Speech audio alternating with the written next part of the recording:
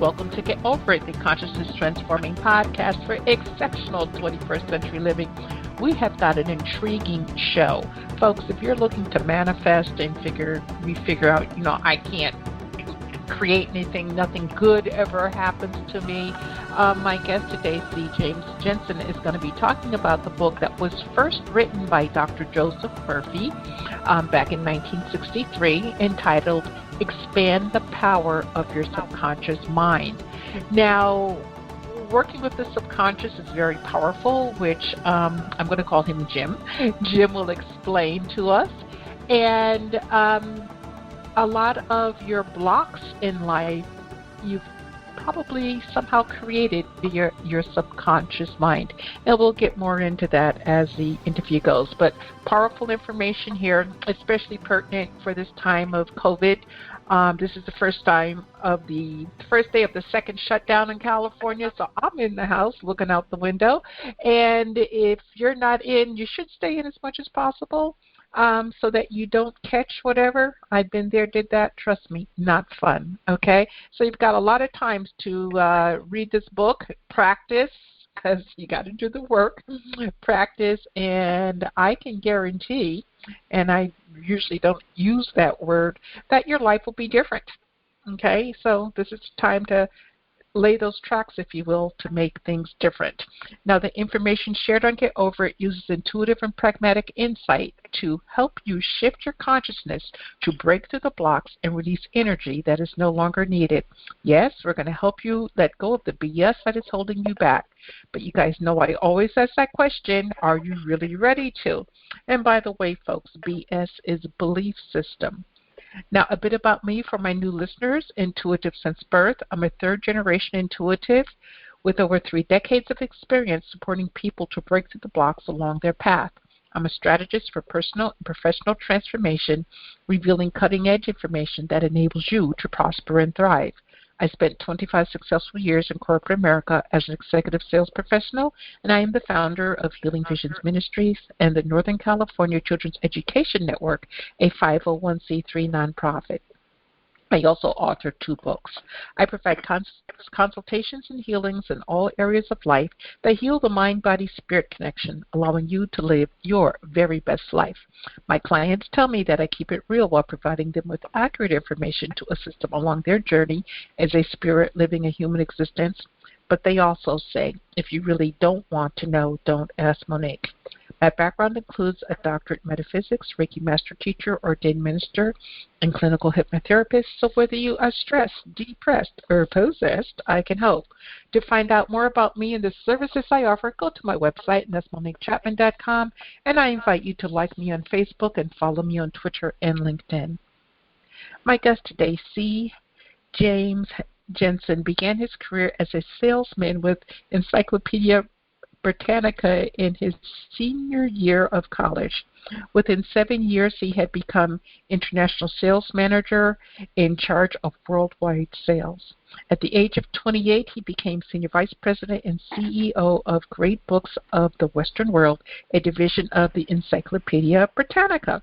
And in the same year, which was 1969, Jim and his wife, Jerry, attended a 4-day seminar that would have an incredible impact on their lives forever. And as a result, Jim became a voracious student and ultimately teacher of the principles written in the book, Expand the Power of Your Subconscious Mind. And you can check him out at his website, and that is cjamesjensen.com, cjamesjensen.com. Welcome, Jim. Well, thank you. I'm delighted to be here and share some things with your audience. This will be fun. Yeah, it'll be a lot of fun. And you don't mind that I call you Jim, do you? I would mind if you called me James, but I don't mind that you call me Jim, because that's what everybody calls me. Okay, yay. I love it when the guest and I are always on the same page. So this book, Expand the Power of Your Subconscious Mind. It's old information with your addition to it. I'm going to say your twist to modernize it for today's, I'm going to say non-thinkers, because a lot of people don't think today. And it is very profound. the combination of the conscious and the subconscious mind. What prompted you, after you took that 4-day seminar and you learned a lot, what prompted you to come and basically re-energize, reignite the information in this book? Well, thank you for your introduction. And I did get off to a quick start, and people would often, ask me, Jim, what do you attribute to your success? And I'd say things like, well, I'm very positive, got a lot of energy, I work hard, and just a bunch of stuff, none of which would change the person asking the question. Mm-hmm. And it wasn't until my wife and I went through this seminar in 1969, the one that you mentioned. It was based on the teachings of Dr. Joseph Murphy. By the way, the name of his book is The Power of Your Subconscious Mind. And okay. I renamed, so I used expand to make it an additional addition to the, and I'll explain that in a moment. But the title of his book, written in 1963, was The Power of Your Subconscious Mind. And when I went through this 4-day seminar, for the first time, I understood the principles of performance. And, not just in our work, but in relationships, parenting, teaching, coaching, our personal health, everything. And I, for the first time, felt I had a toolkit that could be very, very effective, obviously in the companies that I was working in, but in all these other areas of my life. And when the seminar was over, I went up to the teacher and the person who owned Omega Seminar. His name was John Boyle. And I affectionately poked him in the chest, and I said, John, someday I'm going to teach your seminar, and someday I'm going to own your company. And he kind of looked at me like, yeah, right, kid. Well, those things came to pass. And I actually ended up teaching the seminar for 11 years. I had 4 other instructors that were part of our team that also taught the seminar, and I owned the company for 11 years and then sold it to somebody else. But I think the most critical thing and gift that we can give your listeners today is to literally expand their understanding of the relationship between the conscious and the subconscious areas of our mind. Mm-hmm. And most of us know that the conscious area is the part that while we're awake, it's doing all this talking right now. People are listening through the conscious area of the mind and talking to themselves about what they're going to do tonight, da-da-da-da-da-da. And then the subconscious is, so the teachings of the subconscious are quite limited in terms of what's taught in school. And most of us have been taught that the subconscious handles our bodily functions, which it does. It grows our hair, our nails, digests our food, heals a wound, and so on. But what most people don't fully understand is that the subconscious is a servo mechanism that works 24/7, carrying out the instructions given to it by the conscious area of the mind. And and by the way, positive or negative, it's totally non-judgmental. There's an example in the book. We talk about an ocean liner going across the sea, and the conscious area of the mind would be like the captain up in the helm of the ship, barking out signals to the crew, full speed ahead, port starboard, 10 degrees north or whatever. And the crew would be like the subconscious down in the hold of the ship below the water level, can't even see where the ship is going. But they simply say, aye, aye, sir, carrying out the order, not minding whether they run the ship into the rocks, hit another vessel, or get it safely to its destination. So we have this incredibly powerful tool, and we need to increase our awareness that we talk to ourselves all day long at 150 to 300 words a minute, over 50,000 thoughts a day. So your audience right now, as they're listening to what we're saying, are also talking maybe to a friend who could be in the room or or, again, talking to themselves about what they're going to do the rest of the day. And we just need to increase our awareness that the subconscious, again, works 24/7, carrying out what the conscious mind really is telling it to do. And most people have not, that has really not been taught heavily in our schools yet. No, it needs to be. It needs to be. Yeah. I mean, I used to say to John Boyle, who was the owner of Omega when I started to learn to teach it, I said, John, where did you learn all this information? Mm-hmm. And he just muttered to me that he had studied with a fellow by the name of Joseph Murphy. He didn't tell me he'd written a book. There was, at that time, there was no internet. I couldn't Google Joseph Murphy, and it wasn't till 2005 my wife and I were living in Santa Fe, New Mexico. And one of our salespeople came into my office. He said, Jim, I've heard you speak, and I think you might like this book. And he put the book on my desk, and it was called The Power of Your Subconscious Mind by Joseph Murphy. And I thought, oh, my God, is this? And it was where John Boyle had learned all of this information. Now, what had happened is after I'd gone through this seminar, I really kind of got hooked. You had a point in your life where you just said, wow, I'm into it, what you're doing. You're expanding the consciousness of all the people that you interact with and passing along what you have learned and taught. And so I started to become kind of a seminar junkie, and I was also, by the way, on the board of directors for the Institute of Noetic Sciences, which is north of where you live, and I was on their board for 11 years. And I just continued to pick up new information that really was beyond what Joseph Murphy wrote in 1963. And I felt there was an opportunity from the other teachers in my life to kind of do a synthesis of putting together additional information that we could take Dr. Murphy's teachings into the 21st century, thus the title, Expand the Power of Your Subconscious Mind. And the entire text of his original book is included in our book. It's part one of the book. And then part two of the book is we take the reader and expand the teachings that have occurred and the learnings that have occurred since Murphy first wrote his book, back in 1963. That's 57 years ago. So that's the essence of how the book got written, and I'm so delighted to be chatting with your audience, and I'll respond certainly to any questions or comments that you have, Monique, so fire away.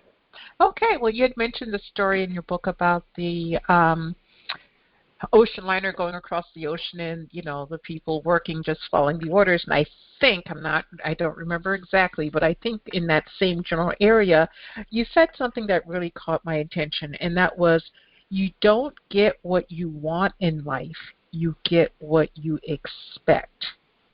And that your self-concept determines the outcomes in your life.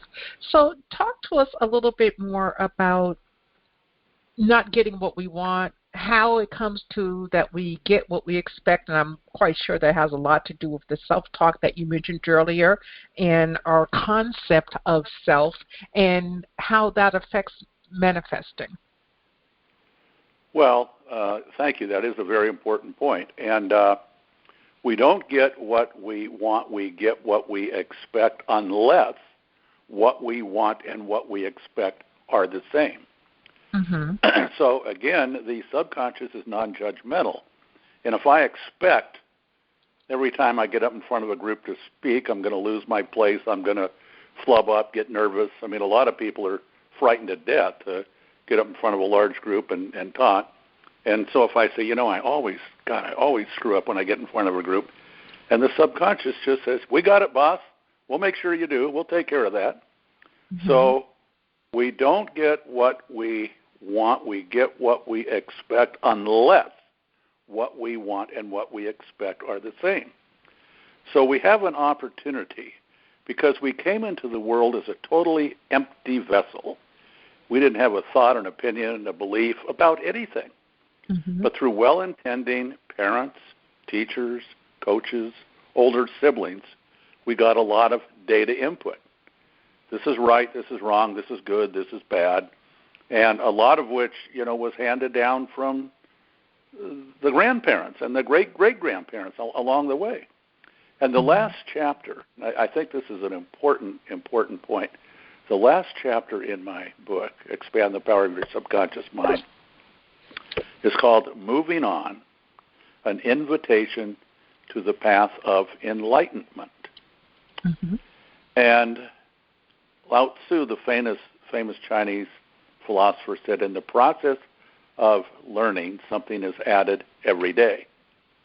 He said, in the process of enlightenment, something is taken away every day. And he said, visualize a tugboat going out in the ocean, pulling a big barge of garbage, and all the energy that this little tugboat is expending to pull this garbage. The garbage isn't worth anything. And in that particular example, all we have to do is simply cut the line between the tugboat and the barge and free up the energy of this tugboat to move effortlessly through the water.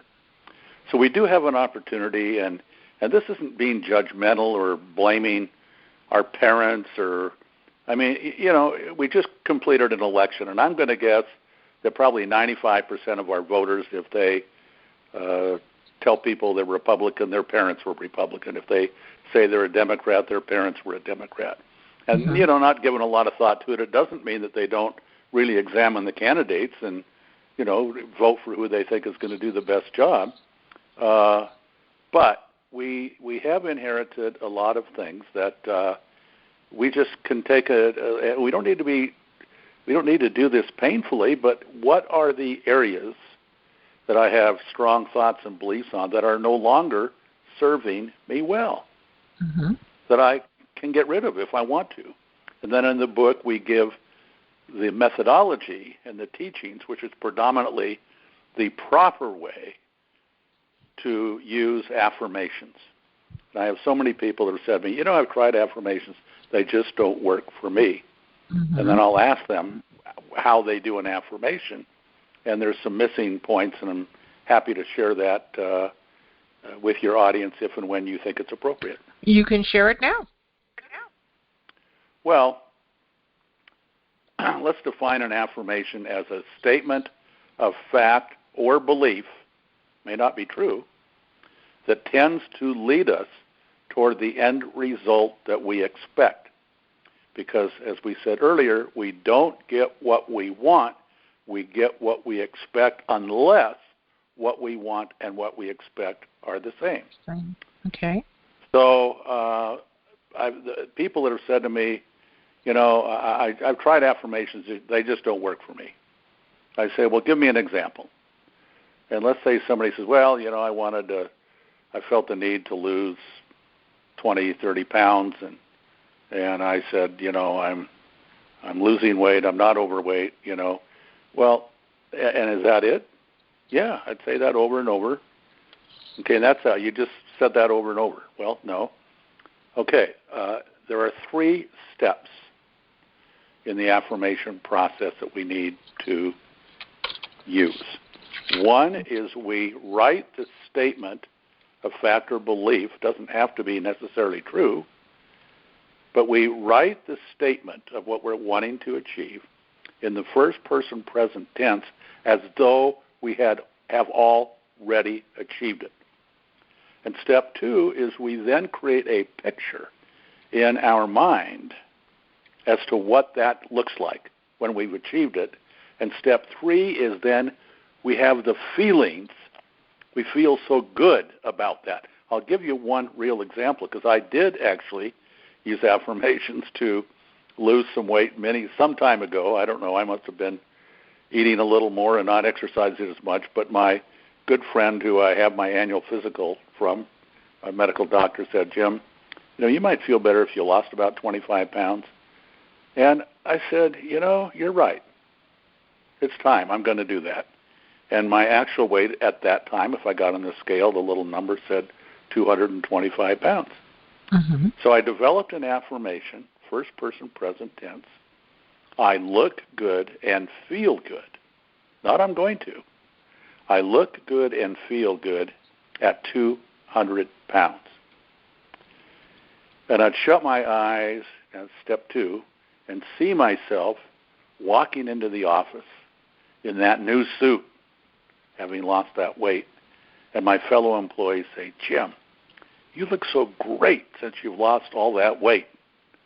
And then I, step 3, feel good and great about myself having achieved that. Now, this is not an excuse to move our bed next to the refrigerator, but we do make some realistic changes in the selection of our food and the quantity and time of day that we eat and everything else. But we go into great detail, and I want to elaborate more because we take 4 days in the old days in the seminar to get all this stuff across to people. But it's in the book, and it's very clearly spelled out. And I think your listeners, if they choose to read the book, will see so many great tools. And again, as I say, not just in their personal lives or their work life, but again, in their relationships, in their teaching, their parenting. It's just, God bless Dr. Murphy. He was brilliant to have figured all this stuff out, and I think we've made some really meaningful and valuable additions to his original teaching. Yes, you have. And folks, we're speaking with C. James Jensen. The book is Expand the Power of Your Subconscious Mind. It's available everywhere. And, folks, go get this book. I rarely say go get it, okay, because, I generally leave it up to each his own. But this book will help you in this time that we're going through right now, especially while we have some, quote, downtime, so that we can adjust our thinking, adjust our lives. And it doesn't have to be doom and gloom unless you expect that doom and gloom. And Jim's website is CJ.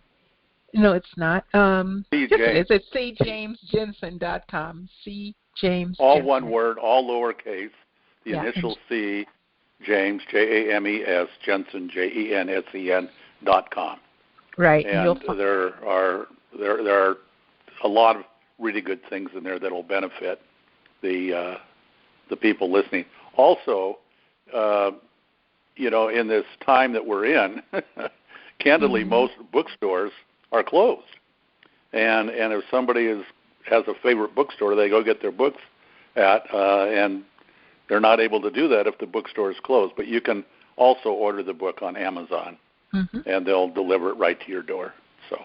Yeah, I think that's how. And Barnes and Noble, and Noble, they are open, and there are bookstores that are open, but probably 80% of the one-off, retail bookstores are probably not open at the moment.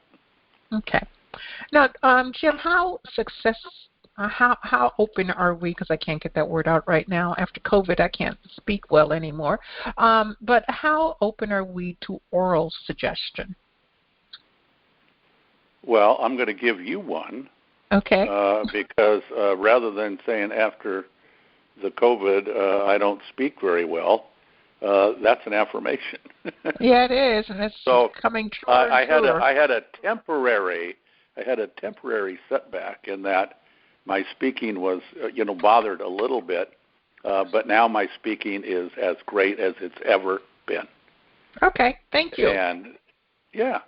Thank you. So I'm sorry. Repeat your question. I apologize. How open are we to oral suggestion? If someone says something positive to us, sometimes we actually kind of hesitate and like, whoa, I don't know if I could do that. But if they say something negative, we're generally, oh, yeah, Even if you don't like it, we seem to accept it more. Why is that?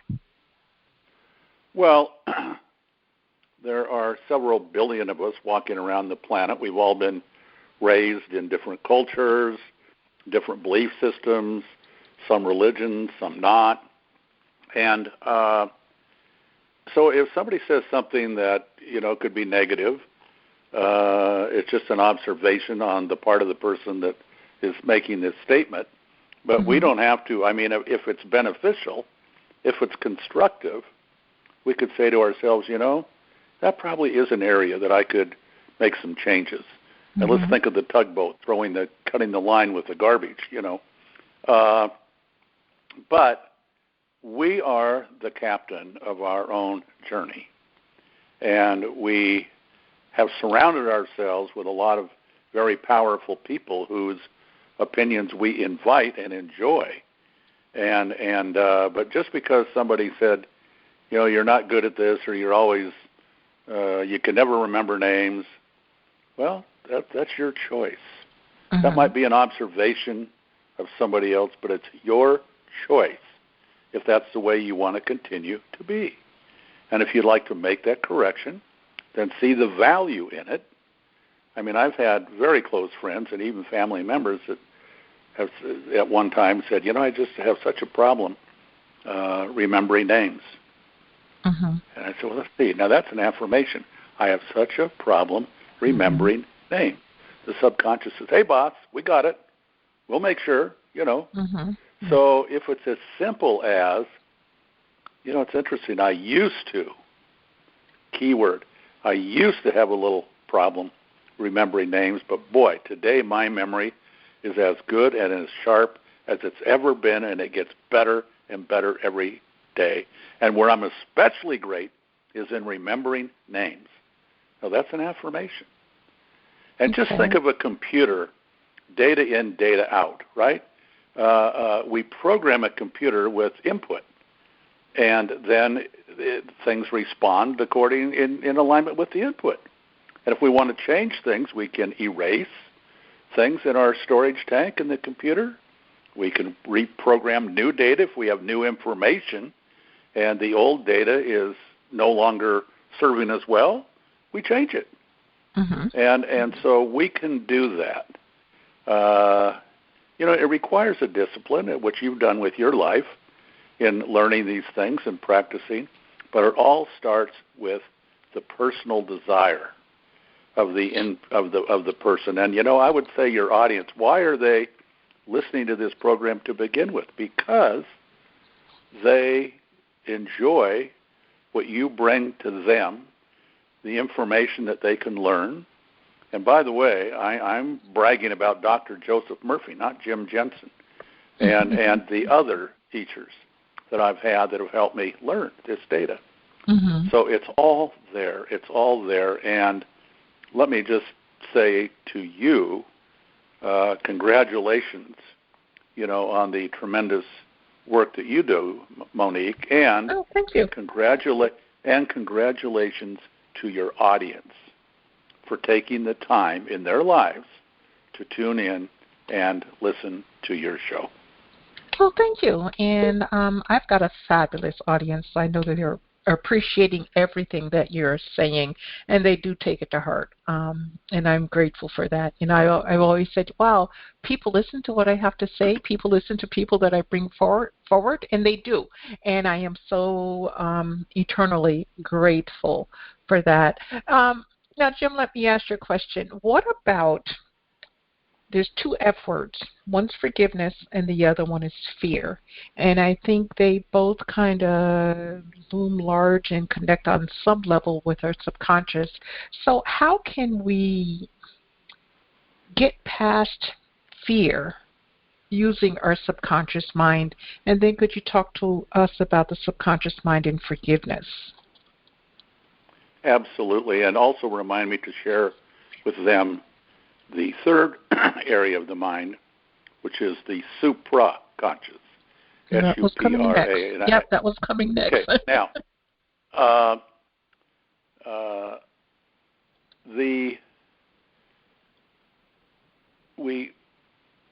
relanguage your question again, because there's one part of that I want to focus on.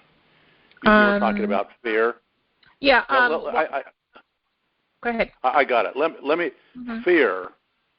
I have a little placard on my dresser, and it has the letters F-E-A-R, as in fear. And then underneath are the words that say false expectations appearing real. False expectations appearing real. Mm-hmm. So fear, it doesn't mean that we shouldn't pay attention and not go out and walk across the freeway with cars going 70 miles an hour. That wouldn't be very smart. But we have, also the word mistake. I always use that as two words. It was a mistake. And we've all seen movies where at the end of the movies they'll sometime show the outtakes of when the film was being made, and these show the actors making a big flub or a big, guffaw, and who laughs the hardest at what they do this is the actors themselves. Mm-hmm. So, it's like, okay, take two, take three, you got it, great, okay? So a mistake is just a mistake. It's not nothing. It's not something we need to carry around and say, "Gosh, I always do that. I'm so bad at that." Da da da da da da da, which is just silly. But the information we're talking about is really not taught in schools or predominantly taught in schools. So fortunately, we do have a toolkit here and other toolkits out there that the listener can get a hold of and learn things about performance that they may not have previously been taught. Mm-hmm. And that is what we're talking about here. So fear, we should pay attention if we're in a situation that, we could be harmed or somebody else could be. We need to just be careful and pay attention, but we don't need to lay awake at night in a state of fear, playing over and over something that may or may not happen or the world's falling apart. It's really interesting you should bring up the word fear, because in this pandemic condition that really the world seems to be in right now, I know it's nothing I'll be 80 on my next birthday, and it's nothing I've ever experienced before. Mm-hmm. Yeah, and so it is different, and we'll get through all this. And it doesn't mean that there aren't some, casualties and people that lose their life along the way here. But people lose their life driving a car. It doesn't keep most of us from getting in our car and going and driving. But we pay attention. We're careful. Mm-hmm. And so, and again, the thing with a mistake, if we flub up and make a mistake, rather than laying in bed awake and I'd say, why do I always do that? I always screw up when I do that. Hey, wait a minute, time out. It was just a mistake. Next time, I'm going to, and then we state and see mentally in our minds our performance evolving perfectly without that mistake. So we just change the visualization, our self-talk, in describing that condition, unless it's something we want to happen all the time. Mm-hmm. So that is how I would respond to that. Okay, so talk to us a little bit about forgiveness. Well, it all has to be something we desire. It should be a want to, not a have to. So if we find ourselves being overly critical about a situation or about a person, and we tend to, beat up on them or say things that may not be supportive and loving. Now, if they're doing something that we totally don't agree with and we think is, then we can decide if we want to discuss that with them or not. Mm-hmm. But if we make a mistake, please forgive yourself and just think of it as the actors, and these are, by the way, top actors in the world, but when they produce a film, they have a lot of mistakes. Mm-hmm. So just think of it as a mistake. What I did was not like me, but I did flub up and stub my toe, and next time, that's the key. next time, and then we visualize our performance next time without making that mistake. So we just reprogram our software. Hey, that happened. It's in the past. It's not going to happen again. Okay, and just and I think the other thing I would add to that, when is the only time there is now. There is no past. There are past nows, and there is no future. Somebody says, oh, there is too. I say, well, go ahead, we'll wait. I want to see what you're doing, So if a timeline, if we can really understand the only time there really is now. When's the only time we can be happy? Now. Now, if we want to interfere with our nowness by dragging some garbage along the way for something that we did yesterday, a week ago, a month ago, a year ago, that's up to us, or we can let it go. And because we're not going to change, we can't change what we did in that state of nowness then, but we can change now how we choose to feel about that. It was a mistake. So what? I love myself unconditionally. That ought to be our first and second affirmation ought to be, I love myself unconditionally. We use the word unconditionally for emphasis. And number 2, I have warm regards for all people at all times. And, it doesn't mean if we see somebody strangling somebody that we have warm regards for them, so there are exceptions to that. But it's just the attitude of life that we have. I love myself unconditionally. I have unconditional warm regards for all people at all times. So we can interfere with our happiness now by worrying about something in the future that may or may not happen. It doesn't mean that we're not attentive to the future now is coming up in our planning and what we do and so on. But if we want to be happy, the only time we can be happy is now. And when that little voice says, yeah, but what about, I said, hey, just a minute, time out.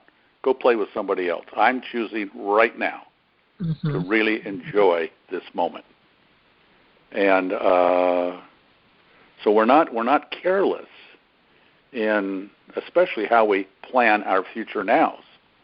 And the reason they put bumpers on automobiles is because a mistake is part of our life experience.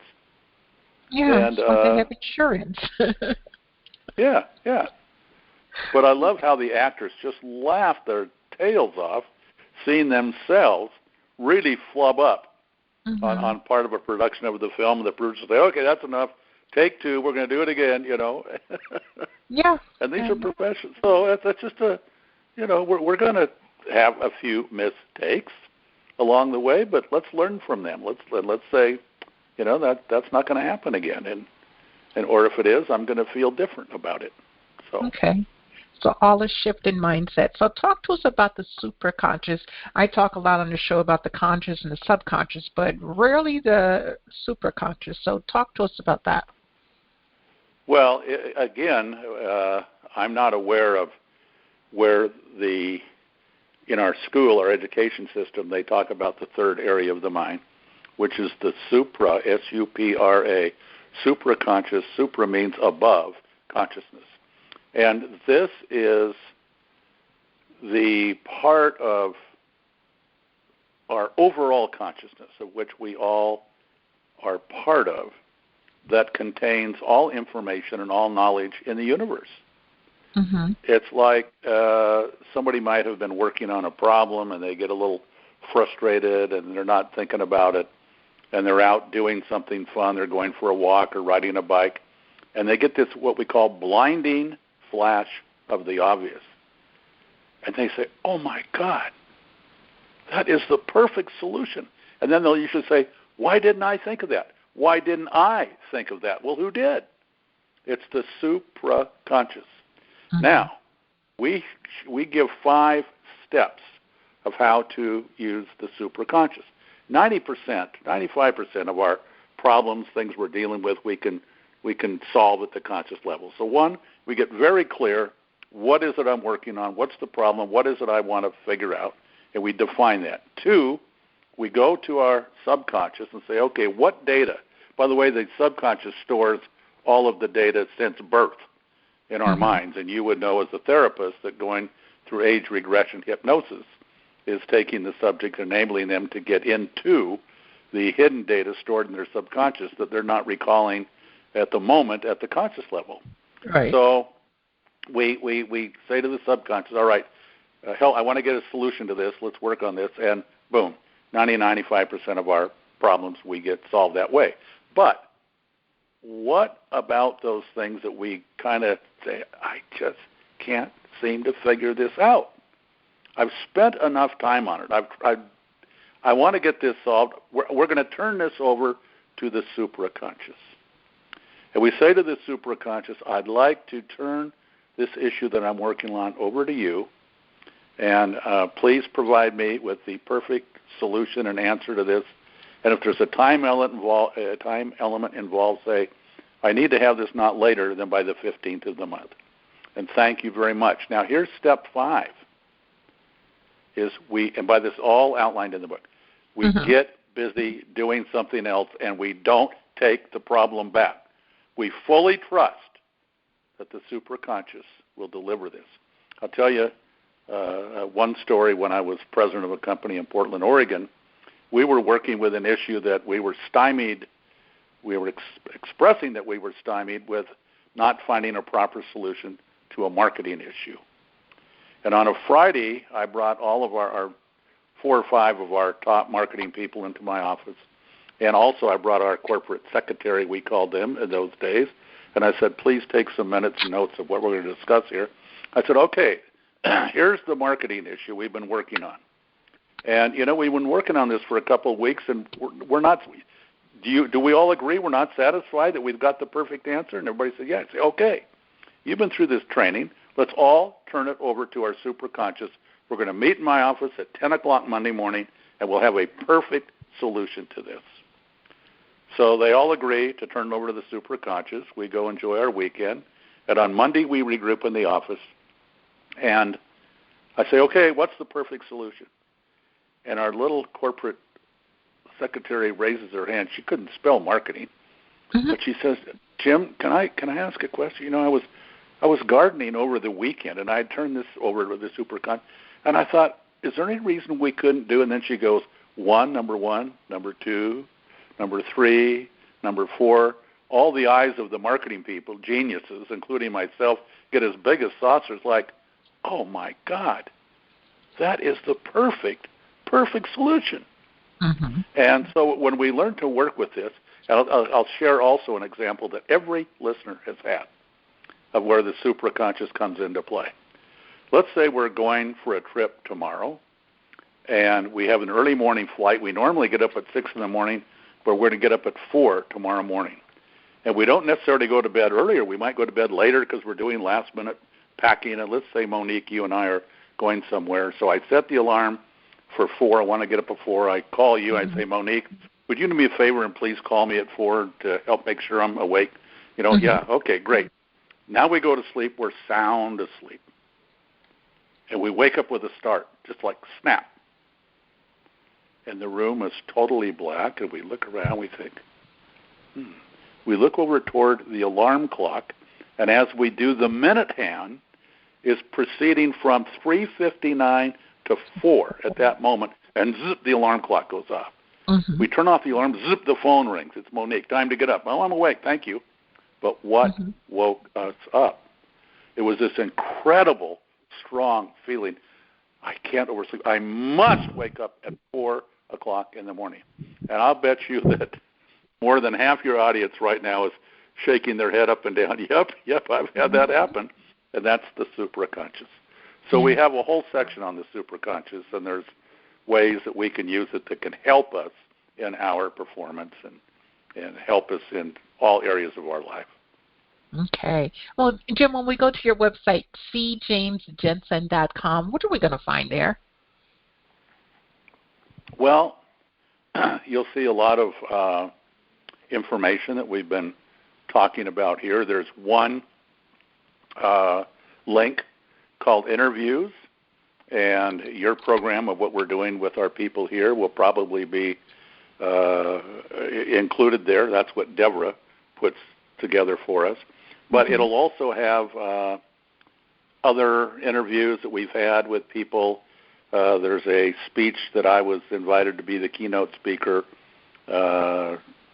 for an audience up in Canada, 500 salespeople, and I do this in 40 minutes, and it's just the information we've been talking about today.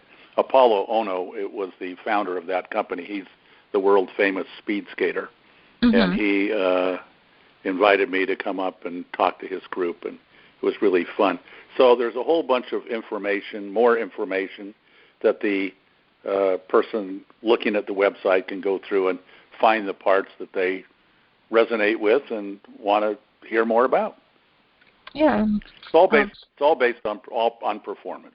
It's all based on ways to enhance our performance, our physical performance, our mental performance, our teaching, our managing, our relationship, everything. And there's some wonderful, wonderful third-party people like yourself who contribute, as you are now, so much to this field of study. Okay. Well, thank you for that. And folks, check out the website. And again, that's cjamesjensen.com. Go to Amazon, Barnes & Noble, wherever, get the book. It's an investment. I always talk about investing in yourself, okay? So there's a very small investment of, on the back of this book it says $16.99 US, but you go to Amazon, I bet it's less. But that small investment will help you. And, if you got friends and you can, do a Zoom thing and they don't have the book, perhaps you guys could get together and via Zoom or FaceTime, whatever it is that you use, and share information and talk and help each other, okay? Because this is the time, truly this is the time to institute the thinking for change, and therefore you will bring positive change to your life. Jim, I really appreciated having you on this hour. What pearl of wisdom would you like to leave with our audience today? Well, there's no accident that your audience is listening to this program today, and that the content that we've shared with them is something that, let's say, that supraconscious or some higher source said will be important to the listener. So do what Monique suggested and go get a copy of this book. And I'm not trying to promote the sale of my book. I'm trying to share with you what I have been blessed to have learned from originally the teachings of Joseph Murphy, and then from the others that are part 2 of the book. And I gave this to a friend who's extremely well-read, PhDs, and he's from Sri Lanka, lives in Florida. And he said, Jim, this book, Murphy's teachings are so incredible. I